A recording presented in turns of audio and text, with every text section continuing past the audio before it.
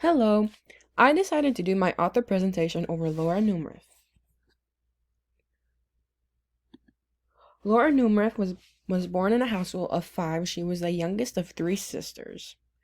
She was really inspired by her writing by just doing like fun little projects and just writing on her own and just starting to go along with it. And then eventually she started adding illustration. And that's when she found out she was really passionate about her reading and writing skills that she had, and she really extended that and continued with it. She started this at the age of 9 is when she really continued it. For this slide, it's a pictures of books. Time for School Mouse, If You Give a Mouse a Cookie, Why Brothers Do Best. If You Give a Mouse a Cookie is one of my favorite books because I just enjoy that book so much, and I always remember my teachers always reading it, and it was always just really fun to me when we just sit around and they would read to us. The next slide is favorite book by author.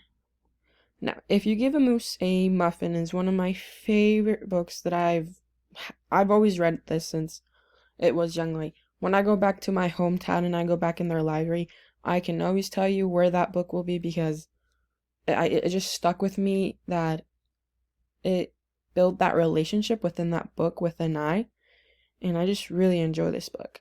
So the reason why it's really my favorite book is because it holds a special place in my heart. I had a teacher that would read us her books all the time, and she really enjoyed them a lot. And the reason I love this book and forever, and I will hopefully continue, and I will hopefully use it for my future education and future students. The reason for that is because I really admire that teacher. I really respected her, and I hope to be her one day. For my next slide is just other information that I felt like it was important. So Laura Numrith is one of the best authors for children's literature books. Her styles of books are repetitive and very humorous, and I feel like for a child that's really what you want to look for. They're at that young age where they're really trying to express how creative and use their imagination, and I feel like her books are really good for that. Her themes allow young readers to find joy in the book.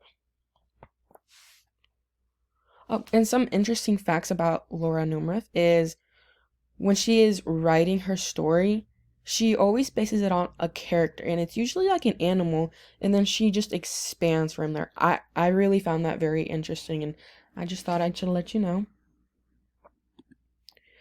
An activity. So Time for School Mouse is a book that I love. An activity that I would have my students do is a scavenger hunt of looking for a pencil, a book bag, a lunchbox, and an apple.